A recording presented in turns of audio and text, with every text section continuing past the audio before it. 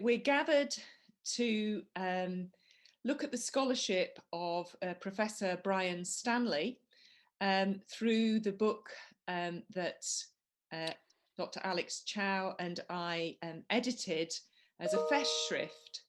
And we're delighted to have a number of the authors with us online, and two of them are going to speak to us later, Professor Dana Roberts and Dr. Marina Wang.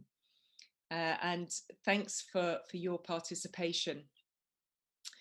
It's a great pleasure for me to open this session. I've worked with Brian for a number of years in different capacities since the time I first arrived in Cambridge in 2001, I think it was. And it's a pleasure to work with him here in Edinburgh. I've learned a great deal from his scholarship. He's a great global historian, a historian of mission movements. And when Alex and I tried to think about what we might bring to this Festschrift and tried to think of themes that might tie in with Brian's scholarship and with the scholarship of those people who'd worked closely with him, it was quite a tall order. And we've called this book Ecumenism and Independency in World Christianity, but that doesn't really begin to say how wide-ranging and thorough is Brian's scholarship. We're going to take this session by giving a number of people an opportunity to talk and then having a discussion at the end. So Alex Chow is going to give an oversight of the book, followed by Dana Roberts, who I'll introduce fully in a minute, who's going to speak about Brian's scholarship, and then to Marina Wang, who's going to talk about her chapter and wider connections. We'll then give Brian some time to respond to what's been said before we give ourselves about half an hour for discussion. So without further ado, I hand over to my co-director, Centre for the Study of World Christianity, and co-editor on Studies in World Christianity, the journal that we edit together, and somebody who has expertise in Chinese theology and also in the emerging field of digital theology. It was Alex's idea that we bring this book together, just one of his many good ideas that he presents before me, and it's been a pleasure to work with him on bringing it together. So Alex, over to you for a discussion of the book. Well, thank you very much, Emma, and also Brian for being the honoree for this volume, and thank you also Rosie, who's present as well.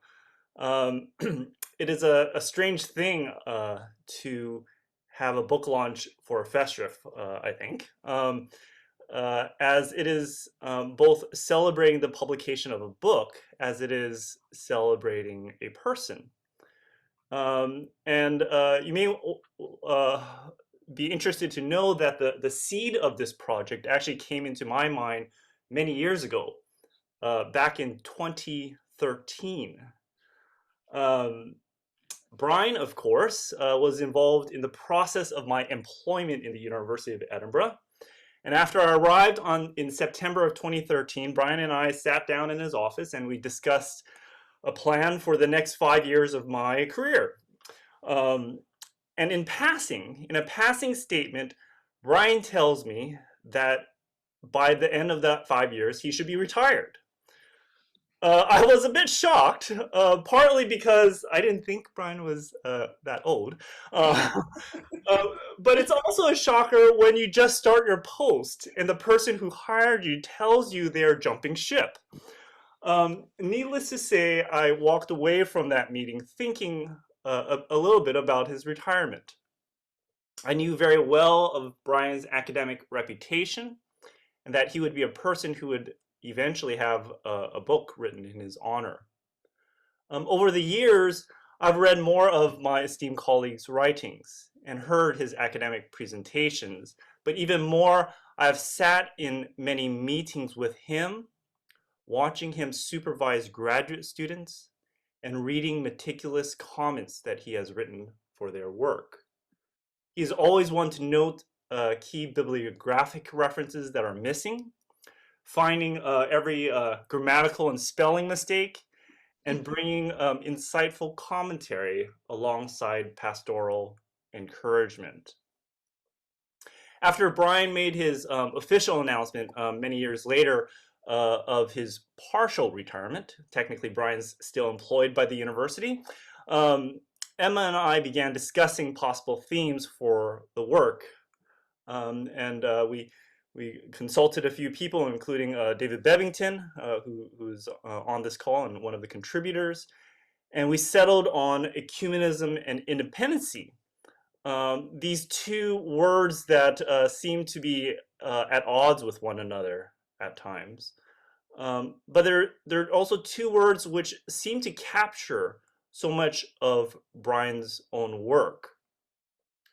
We're very grateful to see the range of essays in the volume, from pieces that problematize both of these categories, to those that use the terms as starting points to speak about tensions that arise out of negotiating the theory with the praxis, of ecumenism and independency. I was also glad to see the many references to the Stanley corpus, not least to his magisterial 2018 publication, Christianity in the 20th Century, and that will undoubtedly become his magnum opus. When finding contributors, we were glad to have a couple of Brian's mentors involved, David Thompson and Andrew Walls, the first being Brian's own PhD supervisor, and the second being his PhD examiner. We also had so many colleagues and collaborators who wanted to contribute. It is a good challenge to have when Brian has so many friends who want to give him praise. One of the contributors, Gary Tiedemann, was insistent on finishing his chapter while enduring the pain of long-term sickness. And Gary did not live long enough to see his contribution in print. But his piece on Pentecostalism in China, I very much appreciated. We are also glad to have contributions from a number of his PhD students. His first PhD student, Sebastian Kim, who's on this call, wrote on Korea and some of the tensions within the Korean context, to more recent PhD students, Marina Wang, who you'll hear from shortly, and Andrew Kaiser. If I have one regret of the volume, I would say that it was that we were not able to solicit more contributions from his students. Brian, I hope this volume will be a lasting testimony of not only your scholarship, but also of the scholarly lives you have touched and influenced and encouraged, including myself. Thank you very much. Well, thank you very much, Alex, for those words and for explaining just why it's so important that we have this book in Brian's honour. I'd like to invite Dana Robert to speak now. Professor Dana Robert is Truman Collins Professor of World Christianity and History of Mission at Boston University and Director of its Center for Global Christianity and Mission. Her best-known books are Christian Mission, How Christianity Became a World Religion, and American Women in Mission, A Social History of Their Thought and Practice. She co-edits the Journal of Church History, and she's a member of the American Academy of Arts and Sciences and received a Lifetime Achievement Award of the American Society of Missiology.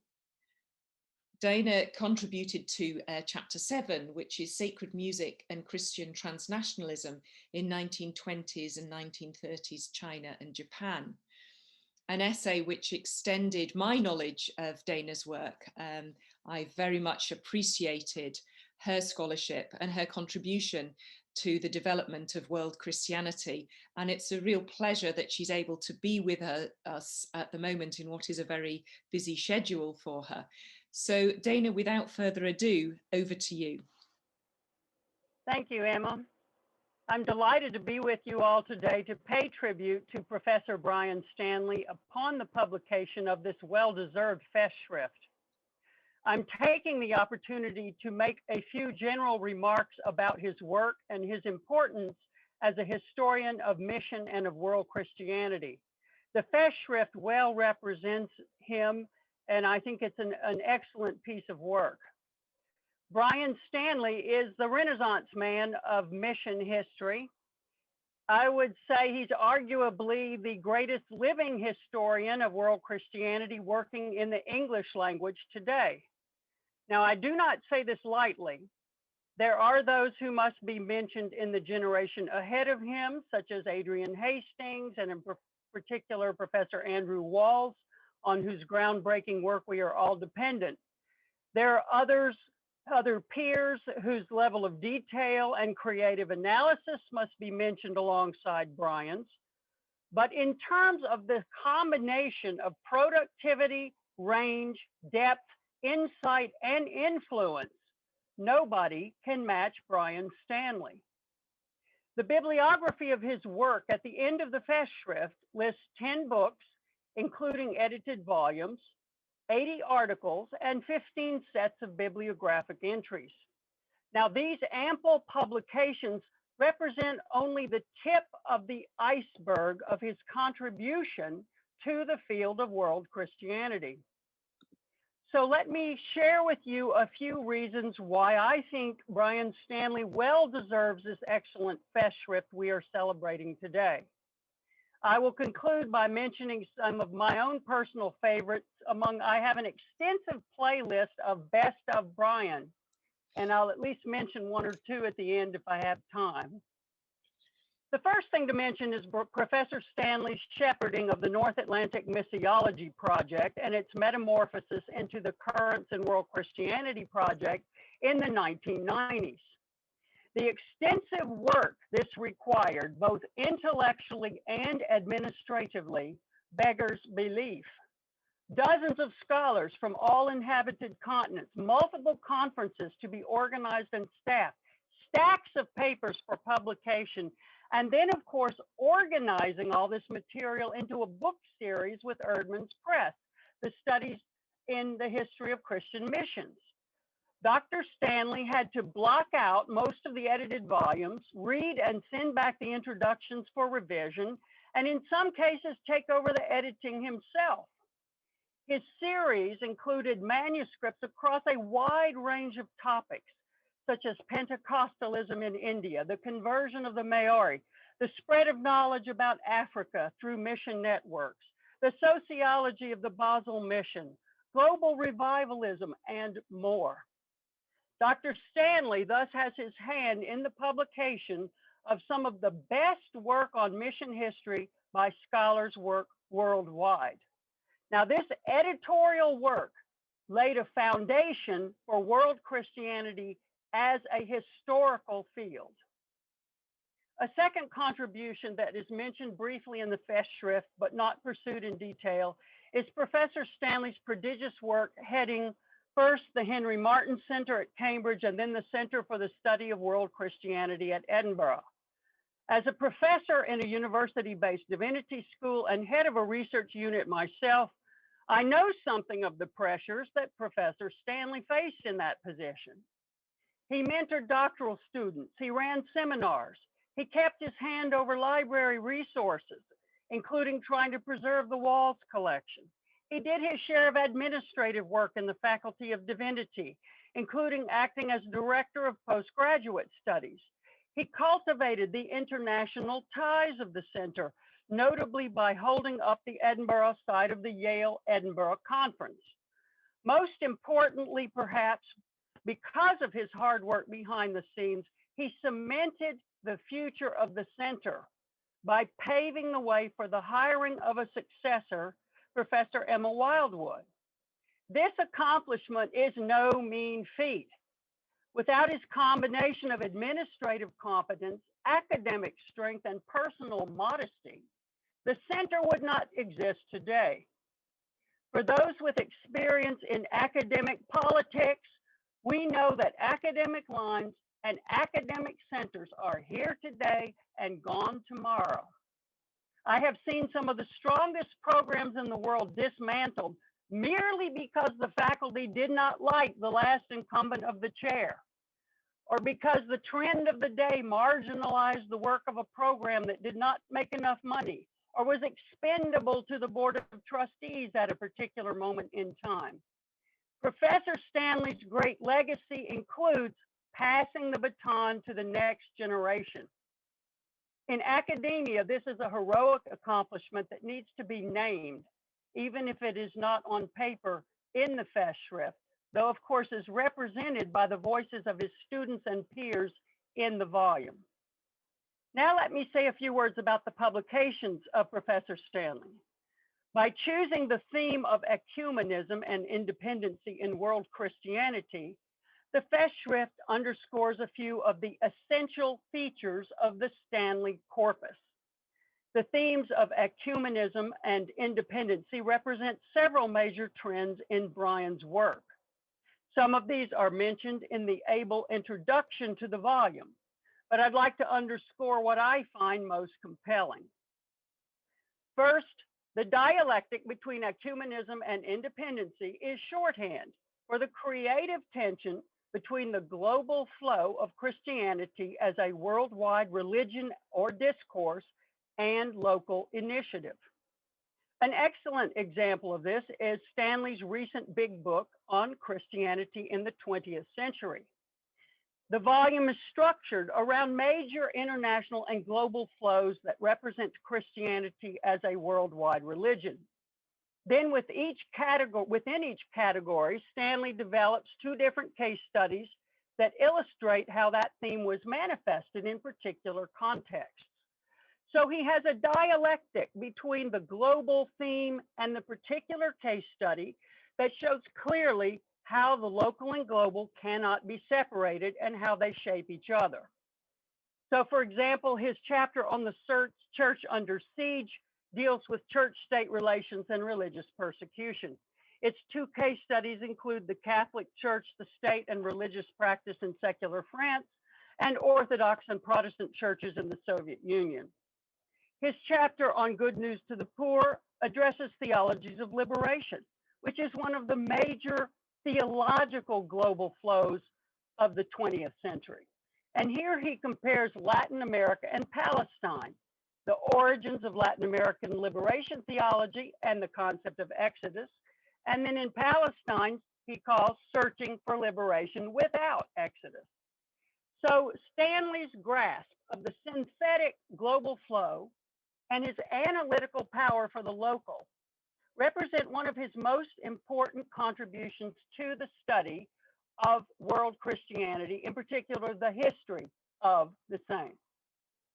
Second, Stanley's work represents some of the best of the Anglo-American empiricist school of historical method, in which immersion in archival sources builds toward major hypotheses, which then come back around to interpret the detail. The skillful combination of depth of research with breadth of interpretation is represented in his work on Edinburgh 1910, for example. To write the book on the World Missionary Conference required reading in no less than 15 archives on 3 continents and consultation with nearly 30 primary source periodicals in addition to other materials. The detail does not impede the overall narrative interpretation, but feeds it. So the book succeeds in his overall goal, both of being a narrative account of what appears to be a singular event and what he calls, quote, a synthetic interpretation of the Western Protestant missionary movement as it neared the apex of its size and influence, close quote. So this combination of readable reconstruction of a narrative with a thematic interpretation is simply brilliant and represents Professor Stanley at his best. So the book on Edinburgh 1910 illuminates a particular moment and places that moment in a global frame. A third way in which the title of the Festschrift acts as shorthand for Brian's contribution is that it places his work within the framework of intra-ecclesial conversations about the meaning of the world church. Professor Stanley combines solid secular historical method with the insights provided to him as a believer brought up in the dissenting or evangelical traditions. Thus, he uses his own social location as a Christian scholar to inform the meaning of what he studies. Now, this kind of bridge building scholarship also allows a seamless integration of historical and theological insights. And that is very hard for outsiders to do. One contribution of Stanley's that appears through his early history of the Baptist Missionary Society and his later work on the Church Missionary Society, and then even later work on evangelicalism, is that he demonstrates that denominational and ecclesial groupings represent different cultures, crafted by the intersection of theology, practices, and historical circumstances. Now, I think we are in a new age of ecclesial history that Brian represents through seeing each integral as a culture that then is related to other cultures within the world church. So he puts the independency of the dissenting tradition into dialogue with the established church in the UK. And he puts the evangelical tradition of the CMS into dialogue within the establishment. Now, all of this is done through meticulous reading of archival sources. So this is really excellent work. A fourth thing about Professor Stanley's work that I think is important is his ability to put sources into dialogue with each other and to read them against the grain, perhaps of established interpretations. He goes where the evidence leads him, even if it means challenging established theories. One particular incident I really enjoy in his history of the BMS is how he deconstructs the events and attitudes of people around the production of William Carey's Inquiry, including teasing out the attitudes of the other ministers who were present, despite what may have been recalled by and about them many decades or years later. Stanley's extensive work on the relationship between missions and imperialism is a particularly robust example of him using meticulous research to read against the grain. In The Bible and the Flag, for example, Brian shows how the economic history of British imperialism actually does not neatly map onto the record of Protestant missionary outreach. He looks straight into the face of British evangelical missionary racism in the late 1800s, for example. But his meticulous research allows him also to show some of the nuances and the differences between the missionary type racism and the larger scientific racism of the period of time.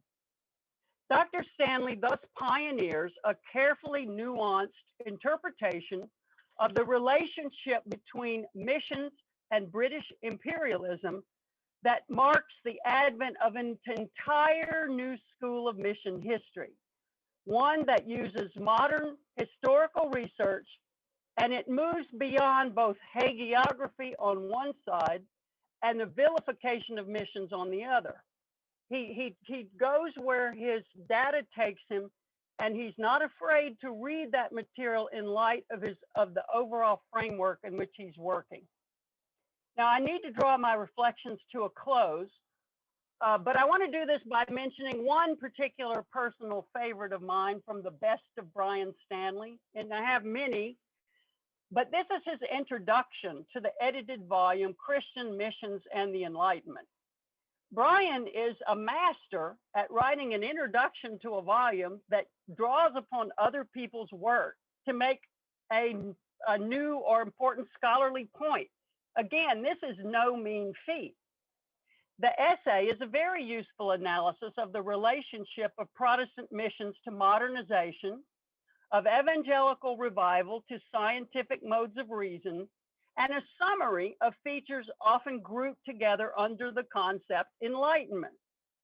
Thus, this essay, masked as a mere introduction to an edited volume, both shows how the essays in the volume relate to each other, and he makes a fresh argument about the meaning of modern Protestant missions in their intellectual and social context, including that of philosophy, the structures of Christendom, and theological trends about divine providence and human initiative, all in a little short introduction, ostensibly to other people's essays. So, Brian, Professor Stanley, congratulations on your festschrift. All of us who contributed to it have been inspired by you and led by you in ways that are both obvious and subtle or hidden. I'm honored to call you friend. I'm honored to have played a small part in celebrating your stellar contributions to mission history, to British denominational history, to world Christianity, to the cultivation of a whole new generation of scholarship, and much more. So thank you, Brian. Very warm thank you to you, Professor Robert, for that excellent overview of Professor Stanley's work, and we'll hear from Brian shortly. I'd like to pass on directly now to Dr. Marina Wang, and Dr. Wang is a graduate of our centre here in Edinburgh and was supervised by Brian Stanley. She's recently joined the Centre of Mission and Global Studies at VID Specialist University in Norway as a postdoctoral research fellow. Before that, she was serving as lecturer and assistant professor in the Divinity School of Chongchi College at the Chinese University of Hong Kong, and was associate director of the Christian Studies Centre on Chinese Religion and Culture. Now, she can maybe tell us where her manuscript is up to. She's preparing something on All One in Christ Jesus, Cheng Jingyi and the Quest for Christian Unity in China. And her chapter in this volume touches on that subject. She wrote on Edinburgh 1910 and onwards, Cheng Jingyi, Vendanayagam es Azariah, and the ecumenical movement in Asia. So thank you very much, Marina, for being with us, and over to you. I'm truly honored and overwhelmed by Emma's and Alex's kind invitation to contribute to this volume and to speak today. The title of my chapter, Edinburgh 1910 onwards, Cheng Jingyi, Vendanayagam, Samuel Azariah, and the ecumenical movement in Asia. And of course, speaking of Edinburgh 1910, it is much more related to Professor Brian Stanley's work, the World's Missionary Conference, Edinburgh 1910, through which I started to learn about Cheng Jingyi and V.S. Azariah, their association with the Edinburgh 1910 Conference, and their symbolic and actual significance to the development of the Asian ecumenical movement in the early 20th century.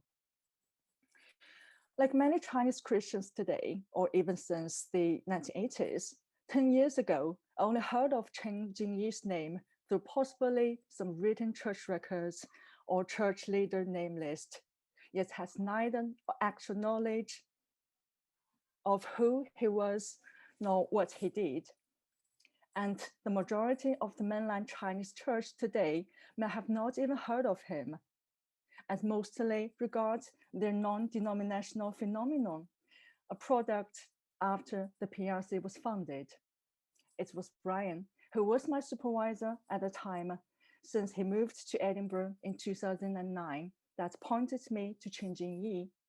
This opened up a new world of the study of the 20th century Chinese ecumenical movement for me. Brian has noted both Cheng Jingyi and V.S. Azariah in details in his books, the previously mentioned the World Missionary Conference at 1910 and Christianity in the 20th Century, a World History. In chapter 6, it presents a larger picture of the ecumenical sense in both India and China, from Christian cooperation in work to actual church union, and both unity and disunity among Christians. When I was preparing for this presentation, I hesitated whether I should spend much time on my own chapter, because after all, Brian is the star of the show today. However, in a way, I felt that I was lucky to get close to the core of Brian's research on the complex historical tension between ecumenism and independency at a quite early stage through my PhD study under him. My study on the ecumenical movement bears a deep mark of Brian's scholarship in this regard. So when Alex approached me regarding this event, I asked him, am I the student's representative? Based on Brian's examination on Chen's and Azariah's roles in the Asian ecumenical movement since April 1910, and starting from what Brian has pointed out, that there's a gap between how the conference has been remembered and celebrated as a milestone in the history of world ecumenical movement, and its limitation of the promotion of actual Christian union among different ecclesiastical authorities. My chapter focuses on these two individuals as case studies, attempting to further examine the application of the idea of ecumenism to Asian contexts and how it was reshaped by the context.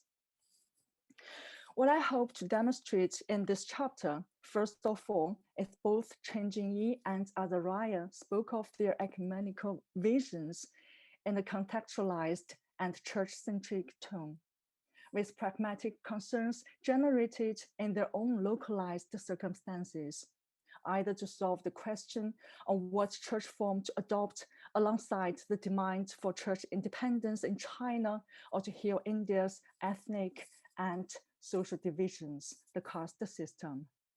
In addition, both cases also reflect one of the themes this volume attempts to bring forward: their quest for church independence and Christian unity interplayed, as Alex summarizes in Afterward, a move towards independency is a prerequisite for ecumenism.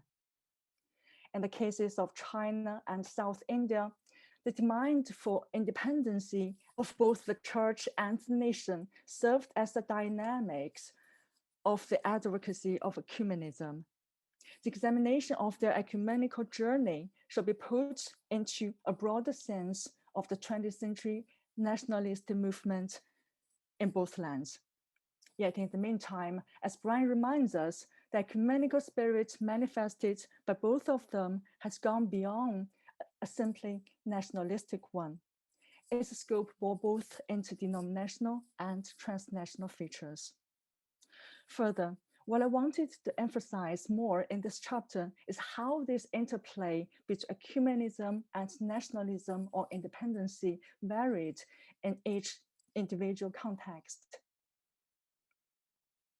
For example, in Indian context, I noted the contrast between the attitudes of higher caste Christian nationalists who shared a common national interest with wider Hindu community, and that of the lower caste Christians, including Azariah himself, whose individual and social identity to a large degree were affirmed and reinforced by their religious identity.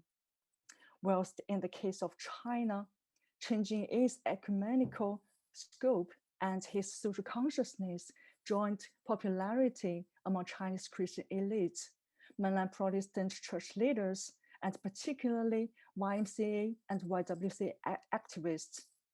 The deep involvement in the search of a modern sovereign state was featured in the 20th century Chinese ecumenical movement.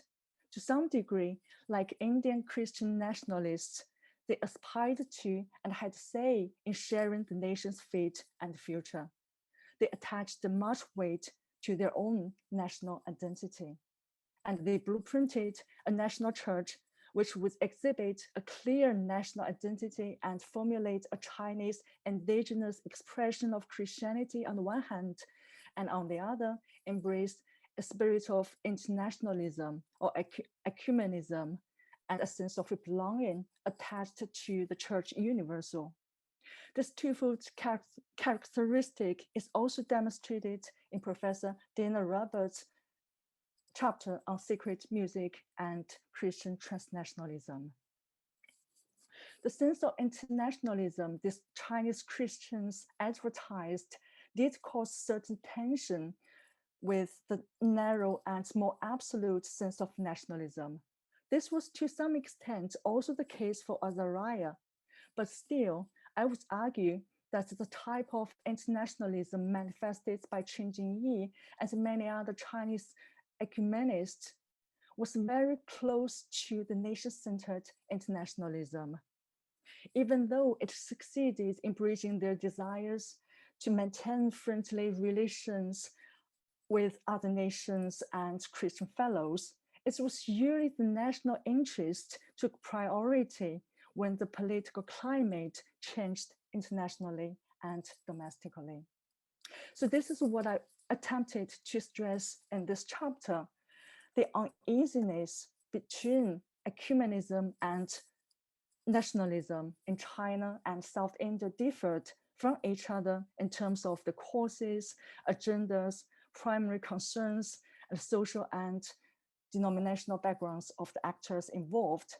Different from Azariah, Chen Jingyi was from a congregational background, and the denominational diversity in South India and China varied, even though both appealed for one united organic church. The dual quest for independency and ecumenism made church unity movement in both lands a transnational experience. Yet in the meantime, the movements were shaped by their own localized circumstances respectively and bore their own characteristics. This complex relation between ecumenism and independency has been demonstrated in other chapters as well. When Emma and Alex approached me regarding this volume, I listed several topics that I could possibly choose from. At the end, I stick to this one, which connects to and is inspired by Brian and his work in many ways. So I hope this chapter, as its title indicates, from Edinburgh, 1910 onwards, and in which I'm hoping to go beyond the scope of my PhD thesis, could become a tribute to Professor Brian Stanley. For all these years, your supervision, step by step, guiding me along my academic journey through your soul-searching question, what is the argument of your thesis, which awaited me in your office every time we've had our supervision meetings, and has been all over the place with me all these years, and your unfailing support in my academic career and your friendship. So thank you, Brian. And I very much look forward to your sharp critiques as always. Thank you all. Thank you very much for introducing your chapter so beautifully and weaving it through. And what great photographs of Professor Stanley there at the end. This whole seminar is talking about Brian's work, and I'm not going to labour an introduction any further. Those photographs were superb. So I'd just like to pass on directly now to Professor Brian Stanley. Over to you. To be a recipient of a Festschrift arouses quite a bundle of emotions. First of all, I think humility. Am I really eminent enough? Surely not. So that came first into my mind when I knew I was getting a Festschrift. Secondly, perhaps a slight sense of depression. Am I old enough? Evidently I am. So there we are, I have to live with that. But more than either of those, gratitude. Gratitude, first of all, to Alex and Emma as colleagues, successors, initiators and editors of this volume. They put in a tremendous amount of work amidst many other duties, and I really am very grateful indeed. But gratitude to all the contributors, and as has already been pointed out, they span the generations, they span a variety of roles, from my mentors, Professor David Thompson, who's with us today, my PhD supervisor, Professor Andrew Walls, my external examiner and mentor in many ways, Professor Bob Frickenberg, my co-editor in that Erdmann's series, which was designed to accompany the Currents in World Christianity project, and we've never quite managed to stop it. It's a bit like a super tanker, it's just gone on. And Bob has been a great collaborator in that. Gratitude to all the other friends, colleagues and contemporaries who have contributed to the volume, to David Bebbington, my best man, Mark Knoll, who can't be with us today, Ian Randall, who is, Jay Brown, who can't be with us today, a very supportive colleague, Kevin Ward, Dana, of course, who we've heard from, and thank you, Dana, for such wonderfully kind words. Kirstine Kim, who's with us, and we've already mentioned that sadly Gary Tiedemann passed away before the volume could appear. Former research students, to Sebastian, my first PhD student, whom I supervised from beginning to end. He is here. To Marina, thank you, Marina, for your paper. Andrew Kaiser, who's here. And one of those who I examined, Alan Yeh, who was not my student, but I examined his thesis, Oxford thesis on Orlando Costas. But thank you too for all who've logged on today. It's been great to have you. I just want to offer a few brief remarks about my own take on each of the words or phrases in the title of the book in reverse order. So beginning with world Christianity, a term which probably first entered into common use in the 1940s, when it was really a synonym for the global Protestant ecumenical movement that was emanating from the West. And at that time, I think the term world Christianity carried very few of the associations of plurality and indigenous initiative that it now carries. And my impression is that the term then sort of sunk again without trace during the period of decolonization, and only re-emerged at the end of the 20th century. And one of the contexts for that re-emergence was the one I was involved in, which Professor Robert has already referred to.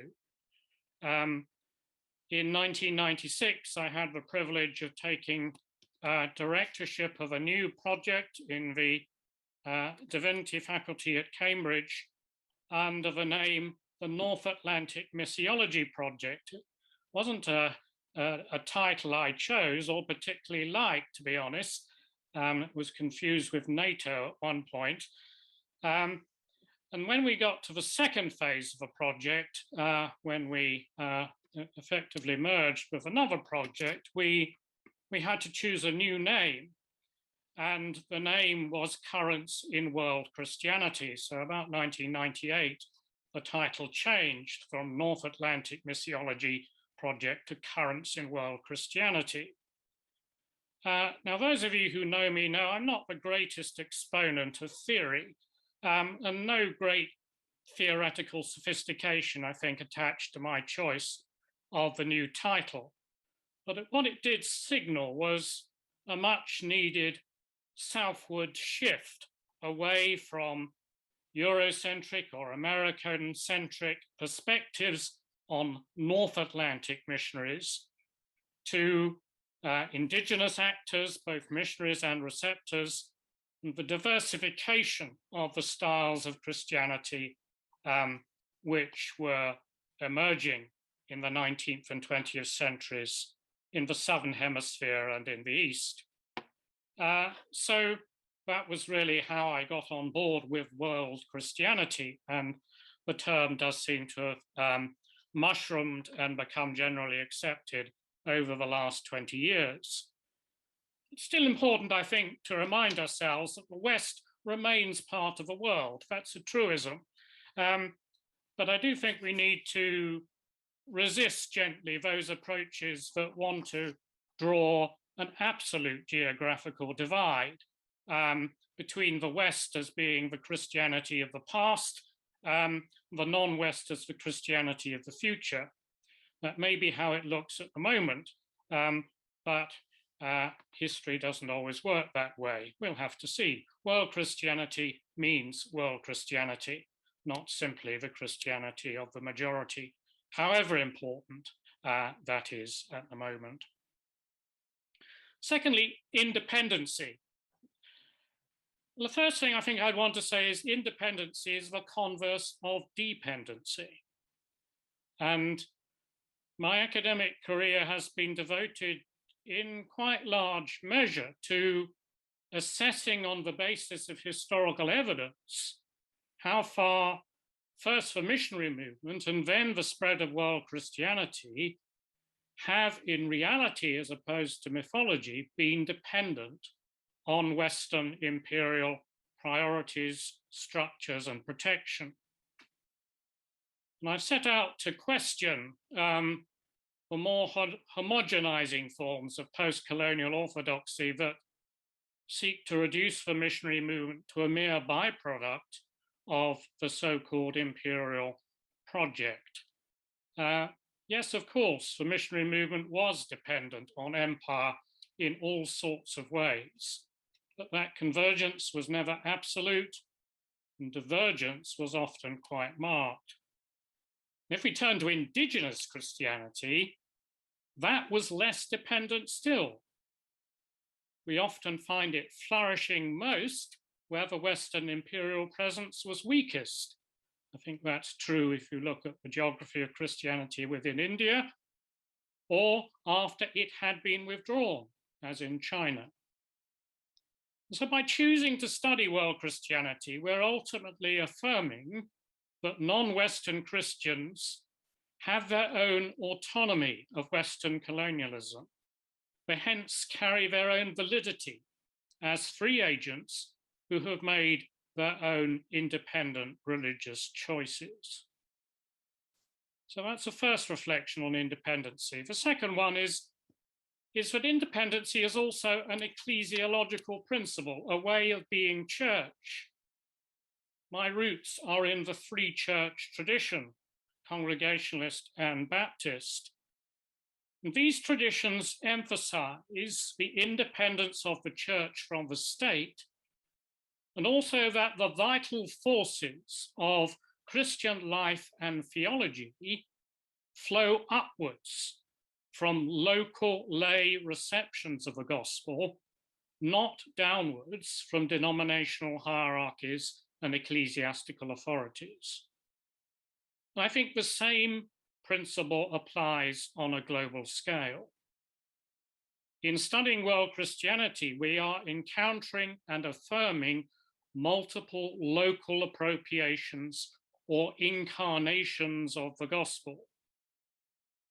Of course, many of these today are Pentecostal in nature, and a large proportion of the scholarship that's being written in contemporary world Christianity is looking at those Pentecostal appropriations of the gospel. But it's important to remember that local incarnations of the gospel have been common in older denominational traditions also. They are equally worthy of study. You don't have to be a Pentecostal to express independency in world Christianity. And thirdly, ecumenism. I suppose I was a bit surprised initially that this theme in my work has been highlighted. I've never regarded myself as the greatest enthusiast for official ecumenism or structural church union. But the more I reflect on it, the more appropriate the choice of the volume editors appears.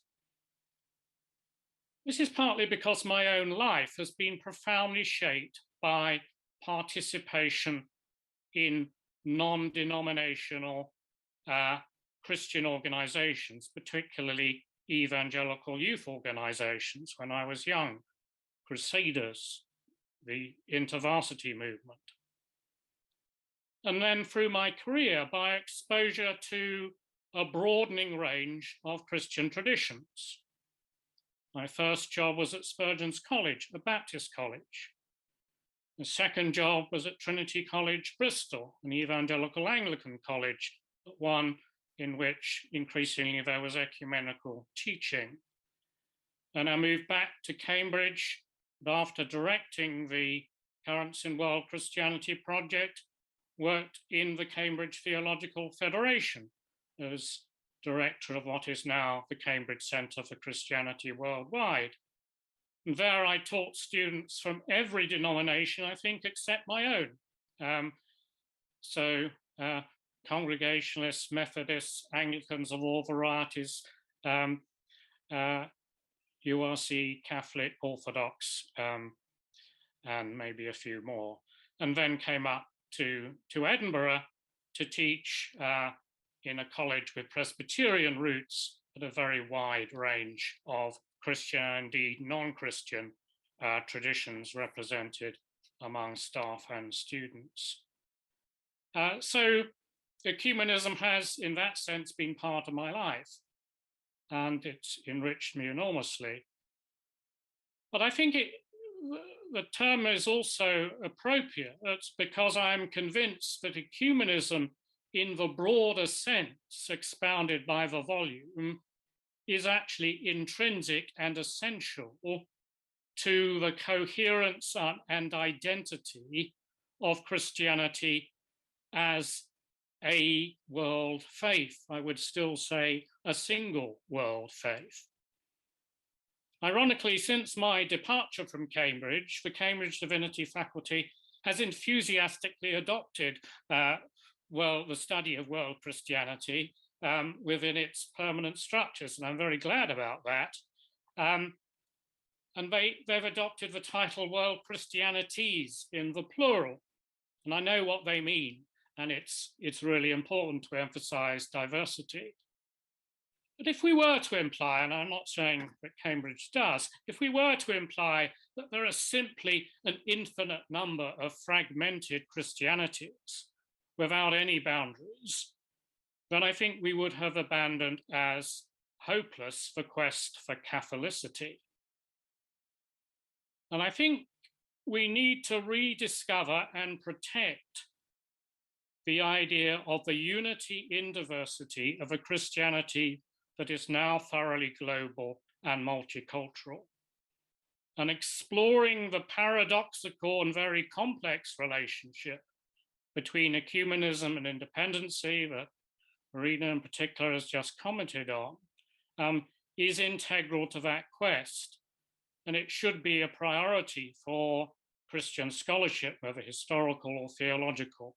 How exactly do these, the two pairs of a twin hold together in a way that both preserves local autonomy, local reception, and the idea of the unity and Catholicity of the Church. And then it's no accident, I think, this is a historical comment of the Free Church kind, it's no accident that perhaps the most important strand of the modern Western missionary movement, not the only strand, but perhaps the most important strand of the modern Protestant missionary movement, arose out of the association of independent-minded Christians, particularly Baptists and Congregationalists in the East Midlands in the late 18th century. It was out of their associations of churches that the first missionary societies came into being. Mission, whether overseas or in Britain, demanded structural collaboration that transcended the divergent particularities of denomination or theology. Churches that prioritize mission cannot avoid the ecumenical imperative, but it can lead them in surprising directions that they may not anticipate. So world Christianity is about myriad local appropriations of the gospel, but it's also about the intersecting missionary networks, many of them, of course, indigenous missionary networks, that have both brought about and resulted from these encounters. These Christian networks have combined the shared goal of spreading or renewing the Christian faith with the challenge of exposing their participants to those, whether Christian or non-Christian, who are manifestly different from us. And out of those encounters with difference in ecumenical missionary activity have arisen some of the most influential movements of modern church history.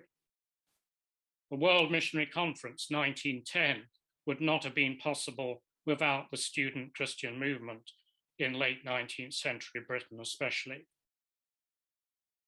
The South Patriotic movement in China probably would not have taken the form that it did without the roles of the YMCA and the YWCA in early 20th century China. Neo-Pentecostalism in Nigeria and Ghana would not have taken the form that they had without the extraordinary evangelical ecumenism of the Scripture Union movement, especially in Nigeria. Or the mobilization of radical Black Christian opposition to apartheid, which I talked about in chapter 11 of my last book, that depended in a quite surprising way, I think, on the role of the evangelical SCM in South Africa, working among the high school teachers and the Black universities in South Africa in the final years of apartheid. So those are just a few examples of the way in which Christian participation in missionary ecumenism has actually had all sorts of diverse and often unanticipated consequences. So thank you again, friends, for the extraordinary honor and kindness shown to me by this wonderful volume and by this occasion today. It's been a very happy occasion this afternoon. God bless you all and thank you.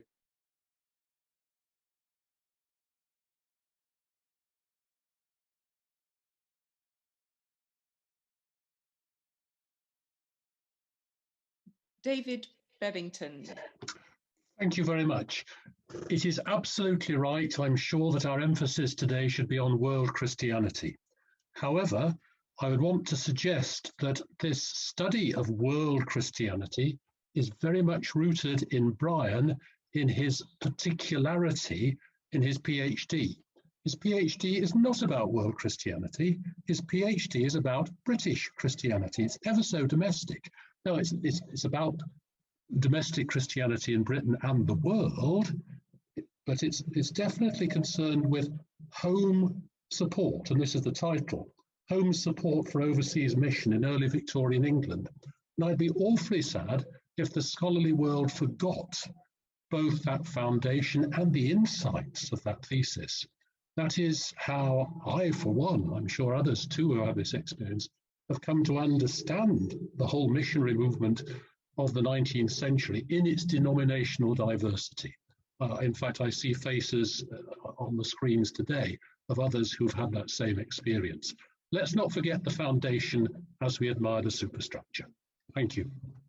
Yeah, thank David for that comment. And yes, I mean, I think as so often when we set out on our scholarly journey, obviously we don't know where we're going to end up. And at that stage, I saw myself probably as a scholar of Victorian religious philanthropy, and the missionary movement as one of the most important expressions of Victorian religious philanthropy was what I chose to study. But I think if you look at so many of those who have made their mark in the scholarship of world Christianity in the last 20 years or more, many of us didn't end up as scholars of world Christianity because the subject as such didn't really exist at that time. So Professor Walls obviously started off as a patristic scholar, or Professor Terry Ranger, the late Professor Terry Ranger, began as a scholar of Stuart, England and Ireland in the Stuart period, and only ended up really as a scholar of world Christianity because he ended up getting his first job in what is now Zimbabwe. So all sorts of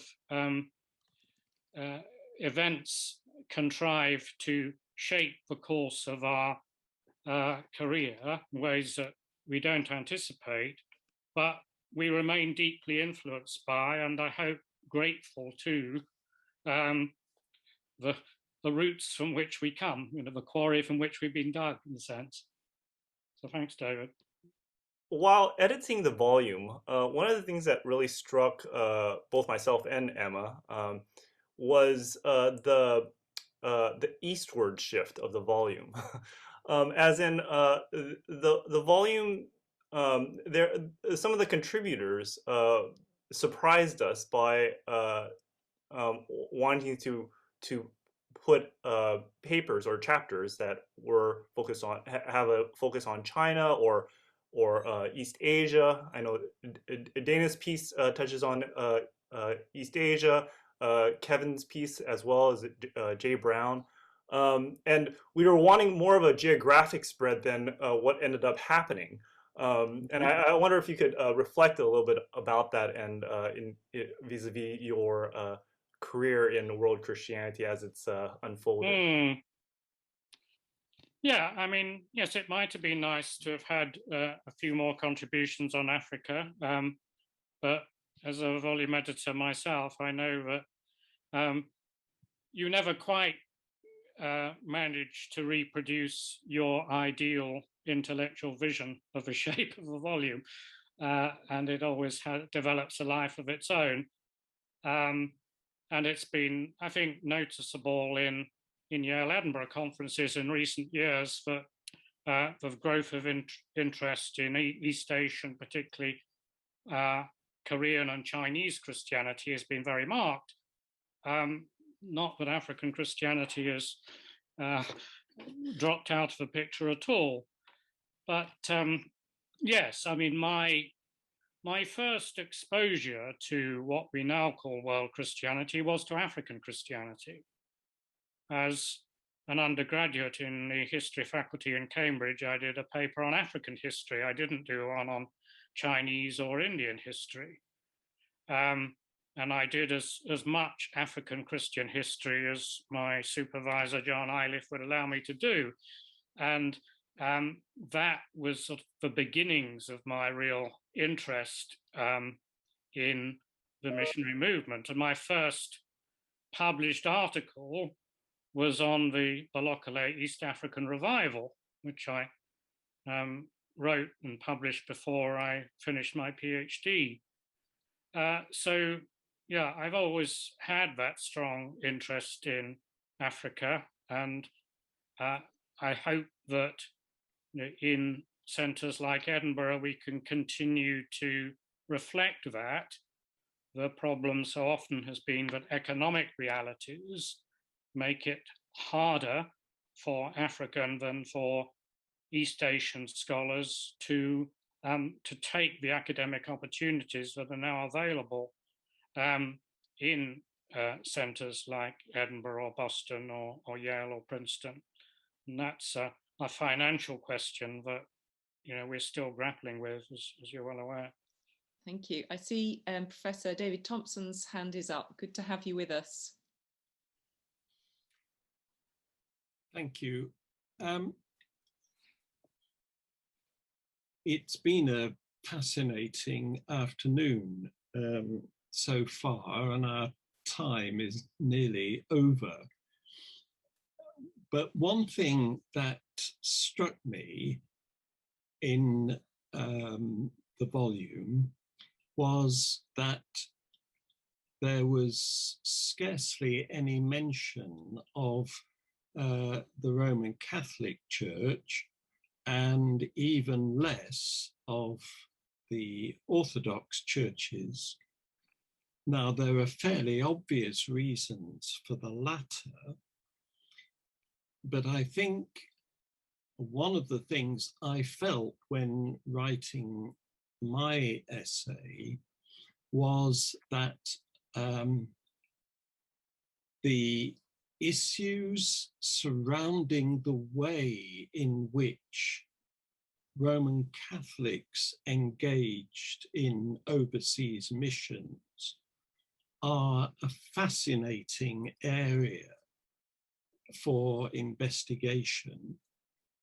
In one sense, they have changed very little since the 5th century. But in another sense, they have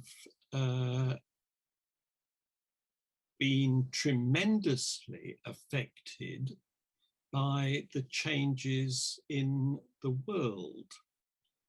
And in a curious way, I think it is possible to argue that the religious orders, which were the main vehicle of Western Catholic missionary endeavor, were possibly enabled to do what they did because of an independence of local hierarchies. Now, I struggled to find a way of putting that insight somewhere in my own essay and failed. But I would like to record it now because it does affect a very substantial proportion of Christianity in the world as it is today. My PhD supervisor always asks me difficult questions. I always struggle to answer them.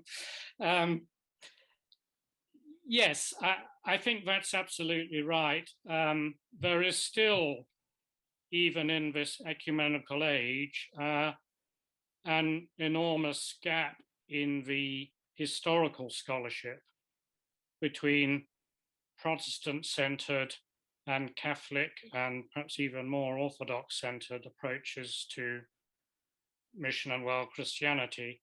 Not so much at the theological level, but if you look at the historical body of scholarship, it's still quite divergent. Hilary Carey at Bristol, I think, is writing a history of, I think perhaps particularly British Catholic involvement in mission, in overseas mission in the 19th century, and we're looking forward to that. But I think David is quite right to suggest that the Catholic religious orders were in many ways the prototypes or parallels, at least, of the Protestant missionary societies. They enabled Catholics to do mission in ways that had sufficient autonomy of the Vatican and even more of the Catholic monarchs. And so you can write the same sort of story of often quite tortuous relationships between religious orders and Catholic hierarchy as you can write about the relationship between Protestant missionary societies and bishops. And it's interesting, when Henry Venn of the CMS was very interested in Francis Xavier and the Jesuits, and you can find in China, people like James Legge and so on are always referring back to Jesuit models. So yeah, thanks David for the challenge. I see there's a couple of comments in the chat from Thomas Hulpo, who's asking about how to get hold of the book in Cameroon. And I've passed that question on to the two Brill editors we have with us. So I hope they're able to answer that question. but he's also saying how much he appreciates the publication for it taking into account the world history of Christianity. That was certainly, as we've already discussed, something that we hope to do a little more evenly than transpired in the actual volume. And we're going to hear more about the inevitable gaps that occur. I also see a thanks from Carol Ann Vaughan Cross, who is remarking on how helpful Brian had been encouraging her, and grateful to have the chance to thank him and everyone here for all the developments that I and so many others use in our classrooms, and she's enjoying and appreciating the new book. And RSV Sukumar says, thank you very much indeed, Professor Stanley, for your contributions towards historical Christian missions, and thanks for this book. And then he says, kindly show some light on the challenges and methods with oral history of Dalits in India. Brian, do you or anybody, would you like to make a comment? I don't know whether RSV Sukumar would like to elaborate on that question. Yeah, hello. Thank you so much, Dr. Emma. Hello. Thank you so much. Thank you, Dr. Brian Stanley. First, I come to know about Professor Brian Stanley when I was in Aberdeen by Pastor Lorna Murray in Inveruri village, and her husband is Pastor Duncan. Then later, I read his books about mission and enlightenment in India. Thank you so much, sir, for your contributions. Right now, I'm doing my research on oral history. Oral history, it is not a written history. So it is always a struggle for me to find the authenticity when I recall the folk dances, folk songs, and local and native methods of Dalit communities in Andhra Pradesh state. So how to go into that research, especially when it comes to oral history and that's the authenticity to find out the Christian missions? Yes, I'm not primarily an oral historian, so I think actually Dr. Wildwood would be a much better person than me to answer this. She's done a lot of oral history. Almost all the work I've been done has been with people who are thankfully dead, and so I'm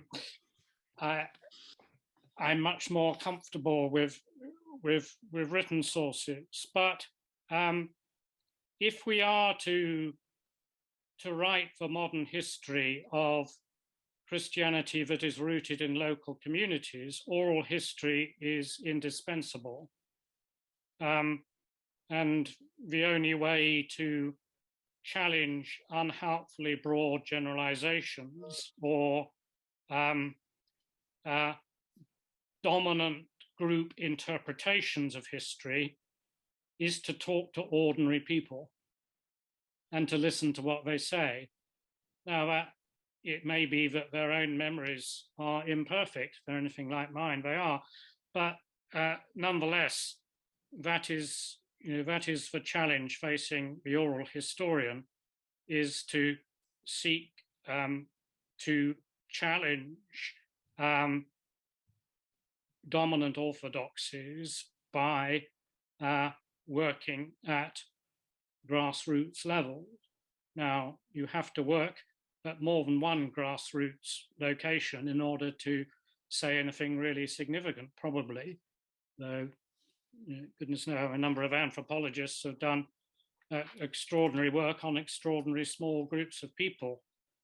Somebody like Joel Robbins with his work on the Europe Min group in New Guinea, who were only a few hundred strong. He's constructed a whole edifice of interpretation on the group basis of a very small group. So it does happen, but that, I think, that would take us well beyond the limited time we have available today to suggest good guidelines for oral history in Asian Christian communities. But thank you for the question. Yeah, thank you very much. Perhaps we need to hold another seminar on such a topic. I'd just like to read out note a couple more comments. We have one from Andrew Kaiser, who's a contributor to this volume, just reminding us just of Brian's pastoral care for his students, as well as high standards and expectations of rigorous scholarship. So thank you, Andrew, for that. And Brian, you may like to read the longer comment. And Iris Leung also says, Professor Stanley always inspires me with his wisdom on how Christian mission history intertwined with theological issues. But I'd like to hand over to Wanjiru Gitau, who would like to make a comment. Hello, everybody. And I just want to make my comment of appreciation to Professor Stanley on many levels. The first being what he said about scholarship coming from Africa. You know, it's still developing and growing, and I must really thank him for having made it possible for me to spend a semester at University of Edinburgh when I was doing my PhD at Africa International University. Oh God. And it's not just for me, but I know my three colleagues are not here: Moses, Owoje, Zippy, and Kema, and I think there's a fourth one. All of us benefited tremendously, and it's obvious in our now growing scholarly careers by just that exposure. I think it's easy to take for granted the learning curve for those of us who are coming from Africa to join the academic societies and academic core, Western academic core, and to be able to no matter how smart we are, no matter how hard we work, sometimes without this critical and crucial exposure to this much bigger world, it's much harder to even be able to think and write and publish at that level that all of you from the Western world so easily take for granted. And also not just creating a home at Edinburgh, but personally shepherding and mentoring us, and also making it possible for us to get the scholarship, the partial scholarship, to be able to spend time there. The second thing, I personally also really want to thank him for warmly writing a recommendation again on my own book. Again, along the same line that you don't realize, and now I know much better because I'm living in America, and I'm now involved in a number of academic societies and have participated in many institutions. But the ability to work in multiple disciplines, whether history, whether anthropology, world Christianity, and trying to make sense of so much material that already exists out there. And when you're coming up in this other world, you're aware it's there, but you're really not exposed to it. And so having warmly recommended my book and put it out, within the league of other scholars within the field of world Christianity. Again, and I say this as well as an encouragement to all of you that have opportunity to mentor students from Africa and from elsewhere in the non-Western world, to realize what it takes to get to the level where you can speak on the global stage, or at least represent your region in a representative way. And so I appreciate Dr. Brian Stanley for that, for myself and for my fellow. And yes, I did notice, and I wrote Alex Chow, that Africa is not very much represented. Had I known, now knowing what I know and having lived, participated in all these Western academic societies, I might have been able to contribute a chapter. I wrote Alex, so we had this conversation about that. And in future, we'll be able to make other contributions as well in that regard. So there's a growing body of scholarship coming from Africa, and we look forward to continue being on this table of this conversation. Thank you. Thank you very much for that. And our time is coming to a close, sadly. I've just seen a final comment in the chat from Prasad Phillips, who thanks Brian for his pastoral care, scholarship, and for being his PhD supervisor. And I think probably his words, next words, are a good point on which to end. We are waiting for many more contributions in the coming days. So, Brian, no pressure, as they say. But we do indeed look forward to your continuing scholarship. I know that your semi-retirement allows you perhaps to let down some of the more onerous tasks that you've had to do over the last years, and gives you an opportunity to return to archives and perhaps a biography on William Carey or something like that. Maybe. Dr. Bebbington is nodding very enthusiastically. Yeah. Okay. David Bebbington is supporting Brian Stanley to write a biography on William Carey. You heard it first here. But I want to thank you all very much for your participation, and particularly for Brian Stanley, who must continue to get the credit for inspiring us to edit this book. So thank you to Alex Chow for being co-editor on this volume and for having the idea in the first place. Thank you to Professor Dana Roberts and Dr. Marina Wang for your contribution today and for reminding us of Brian's scholarship and how it's impacted on your own. And thank you to all the contributors of this volume who've made it such a varied and interesting volume that I hope people will enjoy reading for some time to come. I wish you all the very best for the rest of your day, even if there's maybe only an hour left or something, Marina. And goodbye from Edinburgh. Thank you. Bye-bye.